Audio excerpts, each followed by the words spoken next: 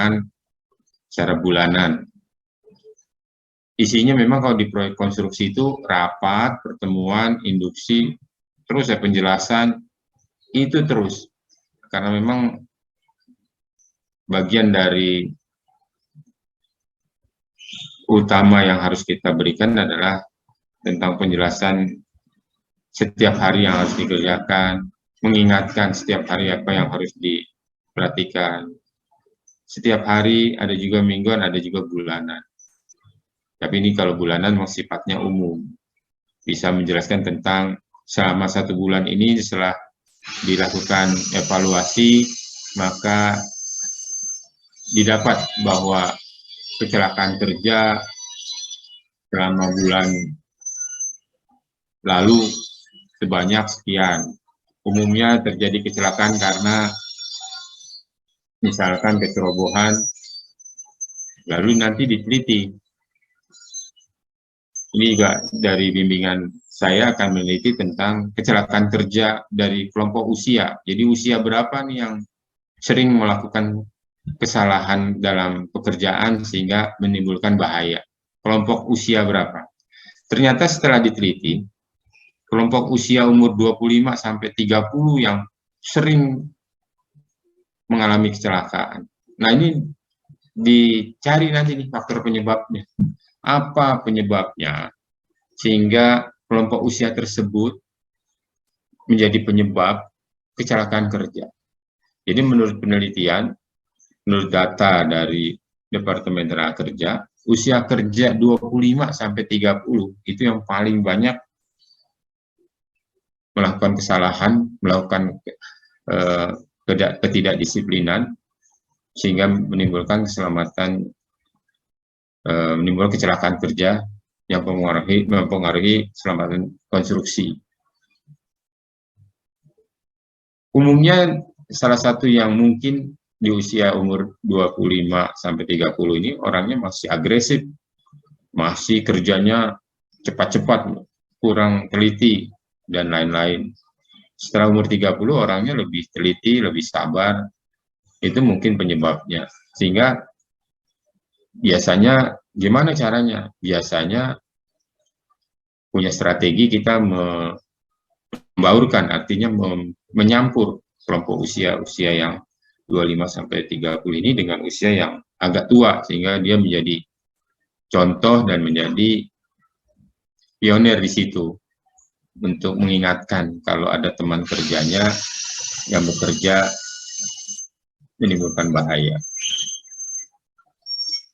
Kemudian rapat mingguan keselamatan konstruksi. Itu memang kalau rapat mingguan ini perlu dilakukan karena memang evaluasi yang menjadi bagian dari rapat bulanan itu harus ada rapat mingguan dan harus terdokumentasi. Ingat, Anda kalau di lapangan nanti rapat mingguan ini harus terdokumentasi. Kemudian yang pengelolaan rambu-rambu, spanduk keselamatan konstruksi dan bendera keselamatan konstruksi. Rambu-rambu, Anda sudah sedikit saya jelaskan, kalau ada rambu, biasanya kalau merah itu bahaya, kuning peringatan, hijau itu adalah anjuran. Nah, rambu-rambunya Anda harus hafal nih. Kalau rambu harus menggunakan helm seperti apa, rambu harus menggunakan alat pelindung diri seperti apa, ini harus tahu. Spanduk keselamatan konstruksi dan bendera itu udah standar, jadi Anda bisa copy standar. Tapi rambu-rambu ini yang biasanya menjadi penyebab juga. Untuk tempat-tempat yang mudah terbakar, tentunya ada rambunya. Anda berikan di tanda tempat yang mudah terbakar, sehingga orang hati-hati di sana. Ini saya yakin Anda sudah tahu tentang rambu dan spanduk keselamatan konstruksi, sementara bendera juga Anda bisa lihat di media seperti apa dan yang harus Anda tempelkan di dalam lokasi pekerjaan. Yang paling penting adalah misalkan jalur evakuasi, ini harus Anda perhatikan. harus Anda buat.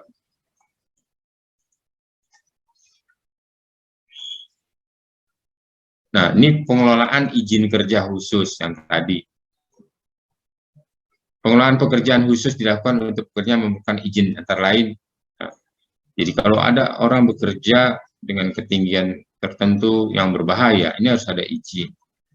Tadi yang saya sebutkan, pekerjaan perancang, misalkan, menggunakan scaffolding dengan ketinggian tertentu, ini harus ada izinnya, nggak bisa main pakai. Pekerjaan dengan pengangkatan, misalnya dengan crane, tower crane, dan lain-lain, ini nggak bisa sembarangan dioperasikan tanpa adanya izin. Jadi harus ada izin. Pekerjaan di ruang tertutup terbatas, yang tadi saya bilang, misalkan kerjaan di satu tempat yang arealnya tertutup, sirkulasi udaranya pun tertutup, ini harus ada izin. Khawatir ada ledakan di situ. Jika terjadi suplaian gas, kemudian ada hawa panas, bisa meledak karena tertutupnya ruangan di satu tempat. Ini pekerjaan menyelam, apakah ada? Ada, misalkan pekerjaan dalam boring, pengeboran, ini juga pernah terjadi, pengeboran tanah sampai kedalaman tertentu, kemudian mata bornya copot di bawah atau lepas. Ini biasanya harus diambil mata bornya dalam kedalaman yang cukup dalam gitu. Maka harus diambil. Caranya gimana? Harus menyelam. Anda bisa bayangkan kalau kita sedang mengebor, misalkan diameternya sekitar 60 sampai 80 cm, mata bornya copot di bawah. Coba gimana? Sedangkan kedalamannya bisa 20 sampai 30 meter. Ini harus nyelam. Nyelamnya airnya tentu kan pekat. Ini harus disuplai dulu, dikeluarkan lumpurnya, setelah agak cair, baru ada orang. Tapi nggak sembarangan nih. Penyelam yang harus masuk ke dalam lubang bor, ini orang-orang yang terpilih. Bisa juga kita harus meminta bantuan ke Angkatan Laut.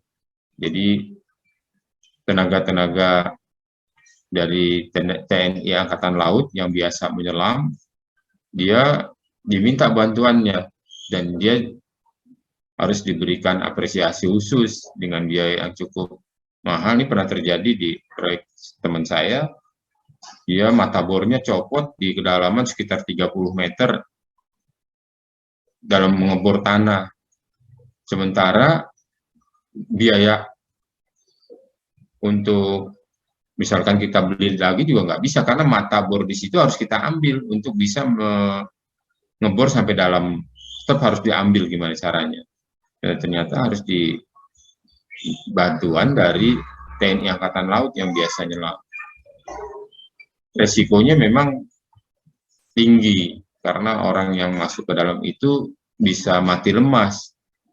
Anda bisa bayangkan di dalam itu kan nggak bisa kita ngelihat apa-apa, cuma dengan peraba aja. Makanya harus dipelajari dulu yang lepas model seperti apa, biar bisa diambil. Nah ini pernah terjadi, bukan nyewa lah, meminta bantuan, akhirnya diberikan apresiasi kepada TNI yang biasa nyelam. Nah, di saat dia menyelam itu disuplai tabung gas, jadi ada tabung gasnya. Tapi jika terjadi kesulitan, dia langsung tarik, akan aba-abanya menarik tali sehingga nanti akan ditarik ke atas lagi, ganti lagi. Seperti itu sampai akhirnya bisa keangkat mata bornya. Nah ini orang-orang yang khusus seperti ini, yang dari TNI Angkatan Laut yang hanya bisa menyelam. Jadi jangan Anda bilang, mana ada di teknik sipil menyelam. Ada pada saat mengebor, boring dengan diameter tertentu, mata bornya copot. Nah itu yang harus diambil, caranya dengan menyelam. Kemudian pekerjaan dingin. Maksudnya pekerjaan dingin apa? Ya, pekerjaan dingin itu pekerjaannya ada hubungannya dengan kondisi udara di bawah rata-rata. Bisa aja dia di situ pekerjaan ducting misalkan untuk AC dan lain-lain, ini harus dapat izin tertentu atau ruangan-ruangan yang berada di bawah tanah yang memang suhu udaranya cukup dingin, artinya di dalam ruangan yang tertutup dan di bawah udara karena basah sehingga harus punya izin khusus. Kemudian pekerjaan di atas air. Pekerjaan di atas air ini ya banyaklah, misalkan pekerjaan di situ harus bekerja karena memang sekelilingnya air, mungkin bikin tandon yang sekelilingnya air, sehingga harus punya izin khusus karena pekerjaannya tidak biasa di normal.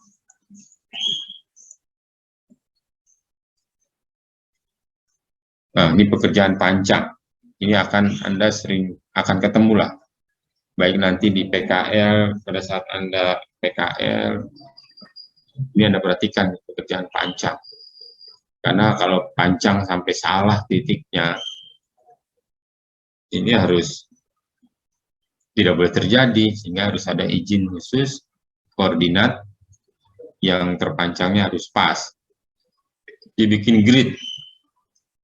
Anda sudah belajar ilmu ukur tanah, di grid, sehingga patok-patoknya itu harus dibuat berdasarkan gambar yang sudah ditentukan. Dan dalam memancang, itu Anda kalau nanti dalam tugas akhir, layout-nya banyak sekali pancangan sampai ratusan titik, dari mana mulai Anda mancang? Juga jangan sampai salah. Jangan sampai alat itu nggak bisa bergerak karena kesalahan Anda mancang. Mancang itu alurnya biasanya seperti siksak, jadi satu alur naik, kemudian balik ke bawah, naik lagi ke atas, sehingga tidak boleh siksak sembarangan. Nanti mobilisasi alat pancangnya nggak bisa, jadi kejebak malah nggak bisa jalan karena sudah terpancang. Di sana terpancang, sehingga nggak bisa keluar dari lokasi pemancangan. Itu jangan sampai salah Anda. Ada alurnya. Pekerjaan di tempat yang mengeluarkan panas, ya ini juga harus didapat izin. Nah, pekerjaan yang menggunakan bahan peledak, memang ada. Nanti Anda akan merasakan.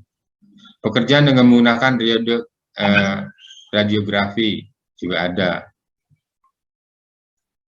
Pekerjaan menggunakan bertegangan listrik tinggi ini, biasa bertegangan. Ini pasti ada kalau untuk teknik sipil, apalagi di gedung. Pekerjaan penggalian atau kedalaman, ini juga harus. Kenapa? Bahayanya terhadap longsor. Maka harus ada turap. Salah-salah dalam pekerjaan turap ini, maka pekerjanya bisa tertimbun. Nah, ini bahaya. Sehingga harus punya izin khusus.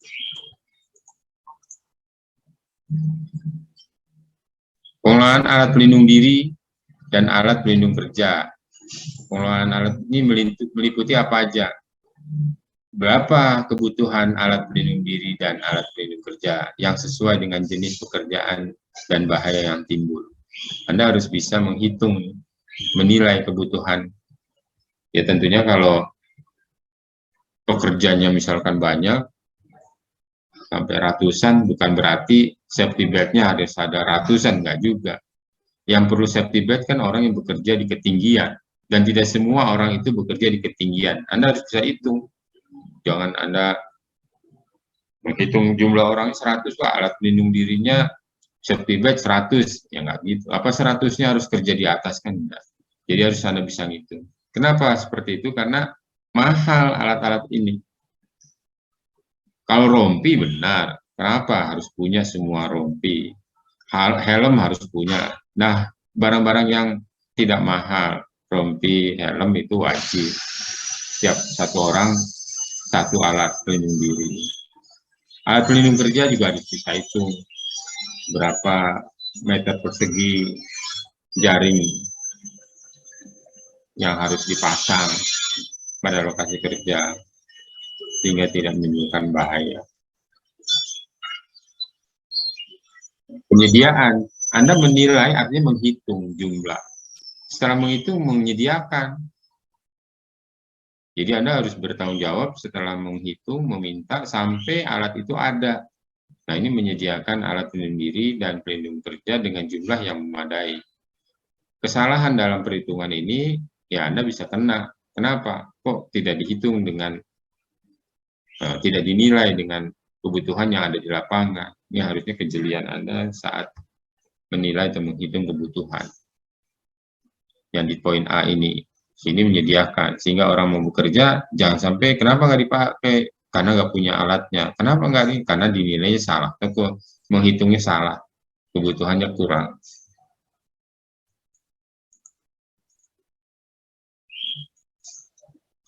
Evaluasi kepatuhan terhadap penggunaan dan perawatan alat pelindung diri dan pelindung kerja. Evaluasi, kita harus evaluasi kepatuhan. Kepatuhan maksudnya apa sih? Misalnya orang tidak mau menggunakan helm, itu kan berarti nggak patuh. Itu harus dievaluasi. Siapa aja orang-orang yang sering tidak menggunakan helm, ini merupakan kepatuhan. Siapa aja orang yang sering, misalkan curi-curi merokok, itu tidak patuh. Padahal di lokasi kerja itu bisa ada alat material yang mudah terbakar. Siapa aja orang yang bekerja tidak menggunakan safety belt, itu kan berarti kepatuhan juga. Anda harus evaluasi dan kasih laporan sehingga Anda nanti tidak disalahkan. Pelaksanaan pelatihan untuk pekerja konstruksi yang terkait dengan fungsi, manfaat, penggunaan, perawatan alat pelindung diri dan alat pelindung kerja.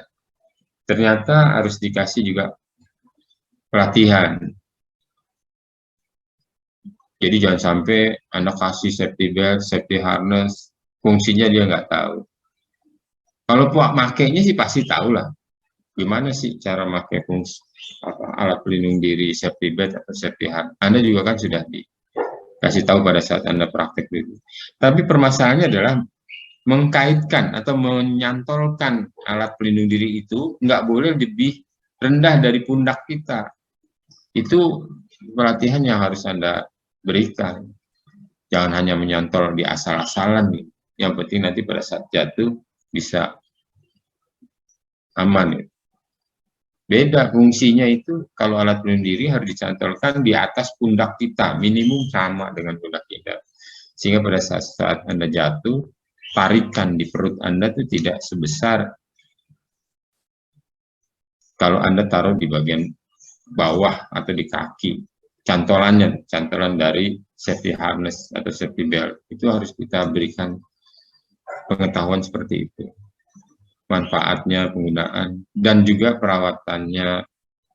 Jangan sampai setelah pakai taruh aja tempat yang basah, sehingga akan mempengaruhi kondisi alat tersebut.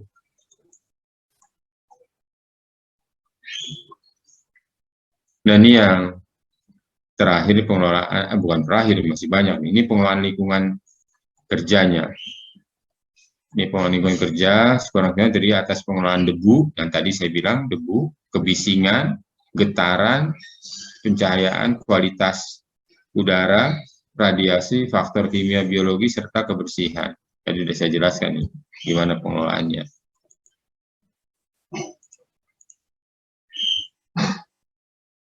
Lingkungan kerja ini meliputi identifikasi. Anda tahu dari identifikasi Anda dapat apa.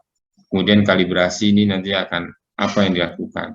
Pemeliharaan dan penyimpanan alat-alat, pemeriksaan ukur dan uji lingkungan sesuai dengan ketentuan peraturan perundangan yang berlaku. Uji lingkungan kerja ini ada. Jadi kalau misalkan kebisingan itu tidak boleh lebih dari 60 desibel untuk daerah pemukiman misalnya. Itu harus ada, tahu Anda peraturan-peraturannya.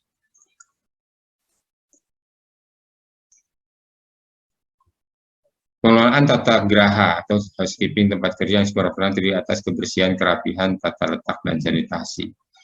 Biasanya ini sebenarnya minor, masalah minor, tapi juga yang tadi seperti kebersihan di housekeeping, di kantornya, di WC, dan lain-lain, dapur, ini harus benar-benar harus sampai sana, walaupun ini minor ya, tapi juga harus menjadi prioritas dalam keselamatan kerja.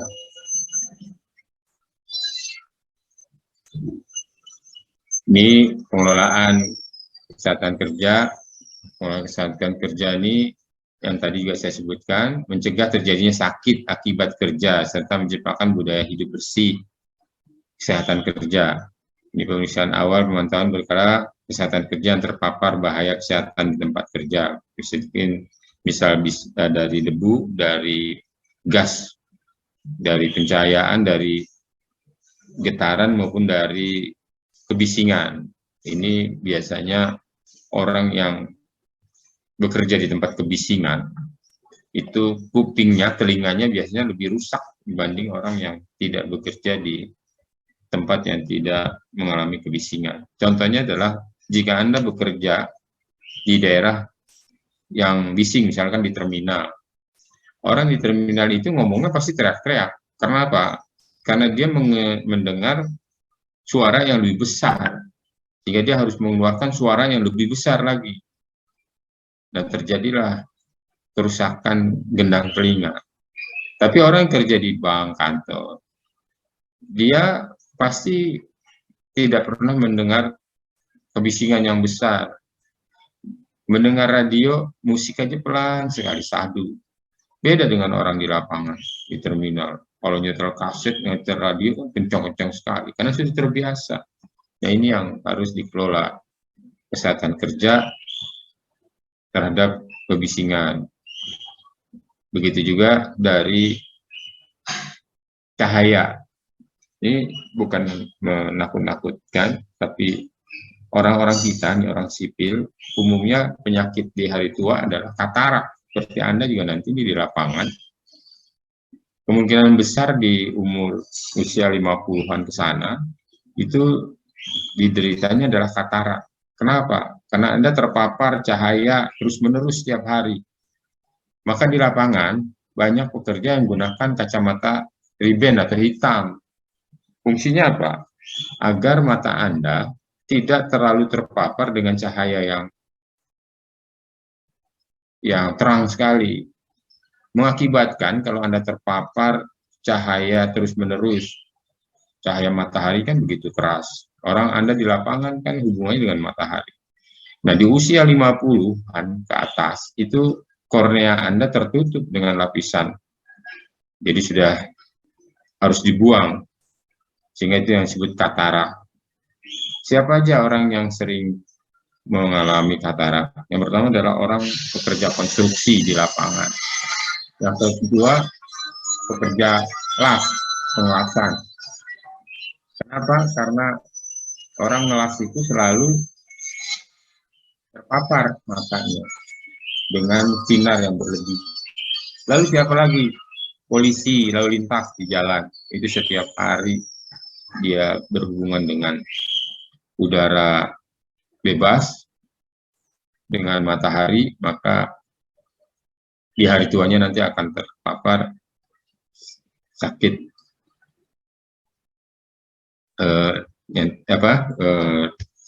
katarak.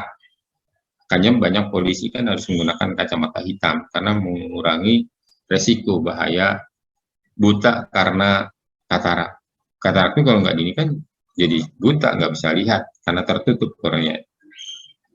Pemeriksaan awal dan pemantauan berkala kesehatan pekerja. Ya, secara berkala harusnya dicek kalau pekerjanya, perusahaan Anda juga punya perhatian terhadap pekerjaan. Jadi harus selalu dicek secara berkala.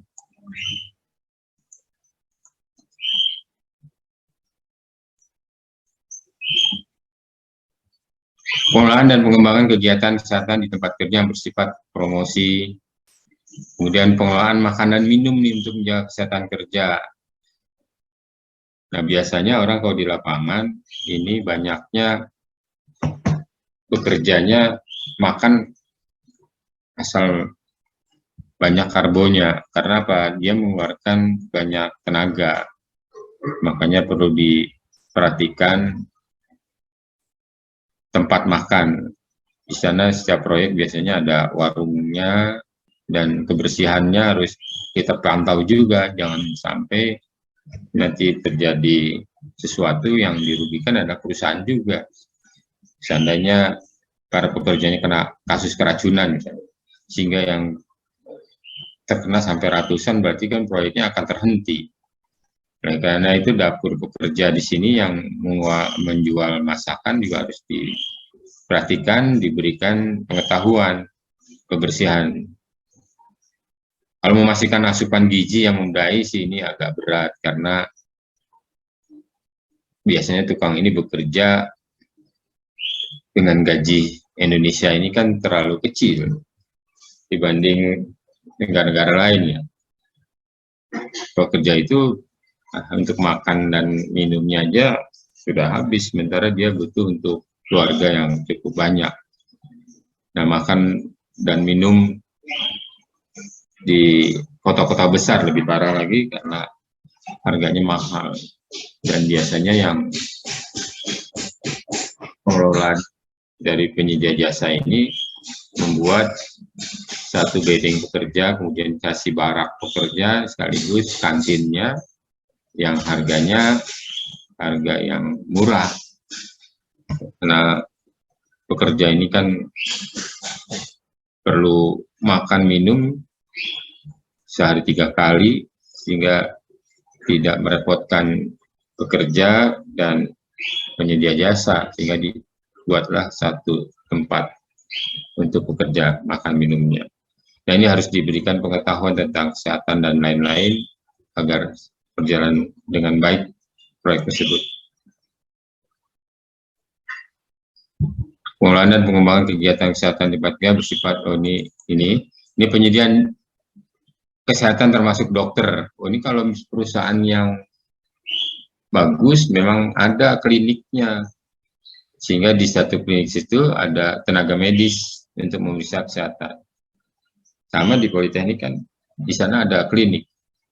Jadi kliniknya di situ menangani mahasiswa yang sakit dan lain-lain. Jadi kalau Anda misalkan pada saat kuliah Anda sakit, ke klinik nggak bayar. Bukan berarti kalau terjadi kecelakaan saat praktek, bukan. Anda kuliah ternyata ada sakit ya bisa ke sana, dan itu kan gratis.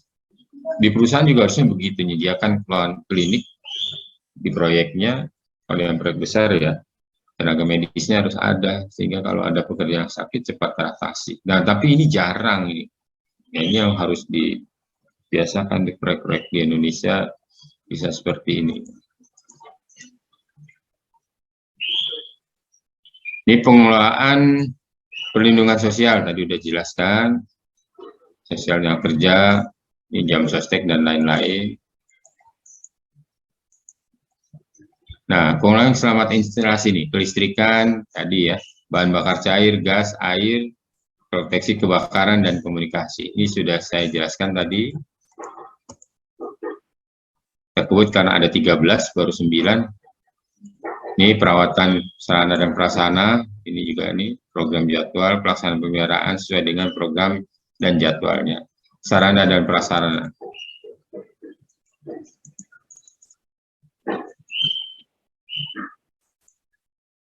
Ini penyediaan peralatannya sesuai dengan layak. Ini kadang-kadang peralatan yang sudah usang ini berbahaya bagi pekerja, jangan dipakai lagi. Karena walaupun masih bisa berfungsi tapi berbahaya, harus segera diganti. Misalkan gerinda misalkan yang muternya sudah tidak satu poros gitu ya, bergerak goyang, ya ini sudah harus diganti. Di pengujian kelayakan berkala terhadap sarana, prasarana dan peralatan. Kebersihan barak, kantin, yang tadi saya sebutkan, kebersihan barak, kantin dan toilet ini harus diutamakan ini juga. Ini sarana dan prasarana di lapangan yang harus diperhatikan. Sering ini tidak diperhatikannya.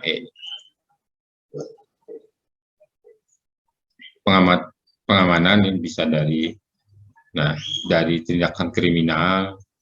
Kalau terorisme mungkin jarang terorisme, biasanya kriminal, pencurian dan lain-lain, maka dibuatlah pagar proyek. Pengamanan lingkungan terdiri atas apa aja? Antisipasi, ya, penyediaan petugas, penyediaan pos pengamanan, biasanya kan dari pos pengamanan, petugasnya, kemudian sosialisasi dalam rangka pemahaman kepada pekerja tentang pentingnya. Maka ada petugas keamanan atau satpamnya, dan ada posnya, dan ada pagarnya.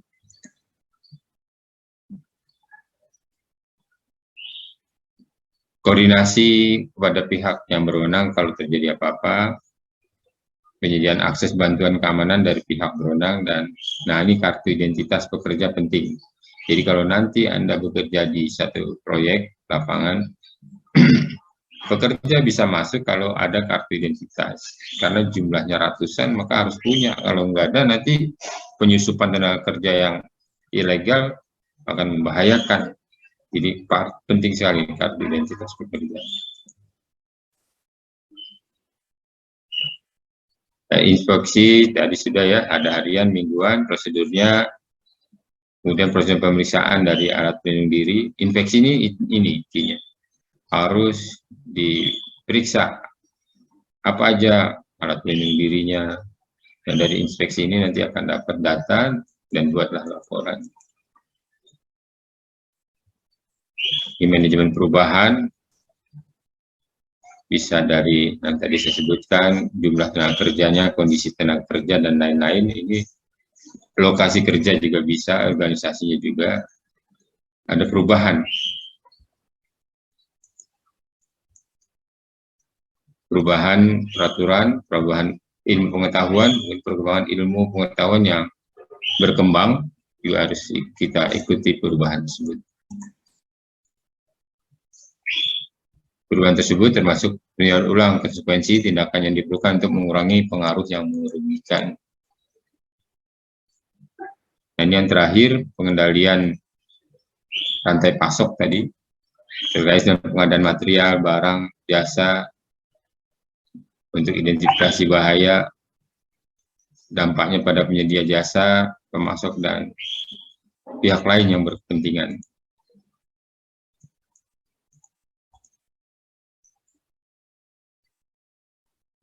Dalam pengadaan ada sub biasanya, sub penyedia jasa, ini kriterianya, kemudian persyaratan harus dipenuhi oleh sub penyedia jasa. Jadi jangan Anda pikir bahwa di dalam satu proyek itu hanya satu kontraktor.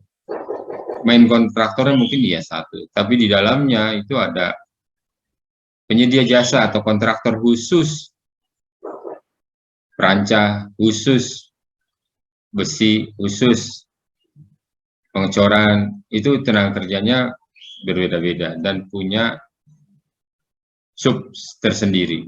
Kelistrikan juga punya sub sendiri. Nah, biasanya ini harus diperhatikan nih, jika dalam satu kontraktor, dalam satu proyek itu ada main kontraktor dan sub kontraktor. Ini pengadaan melalui alih daya atau outsourcing. Ya, biasa dilakukan sesuai dengan ketentuan perundangan. Outsourcing ini masih berlaku di Indonesia karena pekerjaannya adalah musiman. Jadi adanya outsourcing karena diperlukannya secara musiman.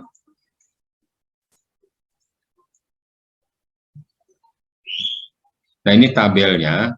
Jadi kalau Anda tinggal misalkan di lapangan, ini bisa dicontoh ini. Ini kriteria penilaian, penilaiannya iya atau tidak, ini penjelasannya. Misalkan terdapat daftar identifikasi isu internal, iya atau tidak, ini bisa diisi.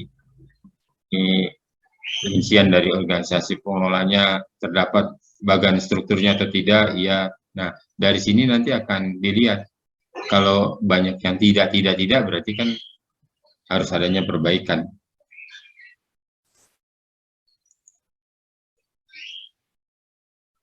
Nah, kesiapan tanggap darurat, kondisi tanggap darurat ini harus disiapkan, menetapkan rencana dan menanggapi keadaan darurat.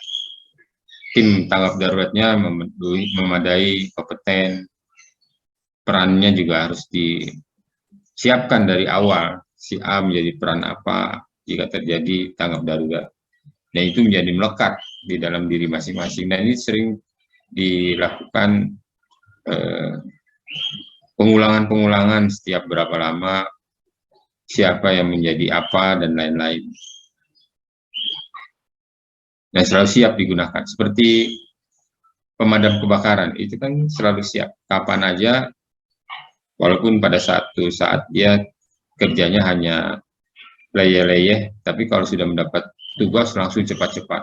Dan masing-masing punya tugas tersendiri. Sama nih, perannya masing-masing sudah jelas. Dan peran itu harus dilakukan pada saat di lapangan. Sama tanggap darurat dengan petugas pemadam kebakaran. Ini menetapkan rencana menanggapi keadaan darurat, mencakup apa, penyediaan ruang, penyediaan akses, penyelidikan kejadian. Juga ada penyelidikan kejadian, termasuk perkiraan kerugian. Ini harus disiapkan, bisa menghitung perkiraan kejadian, berapa perkiraan kerugian yang dialami.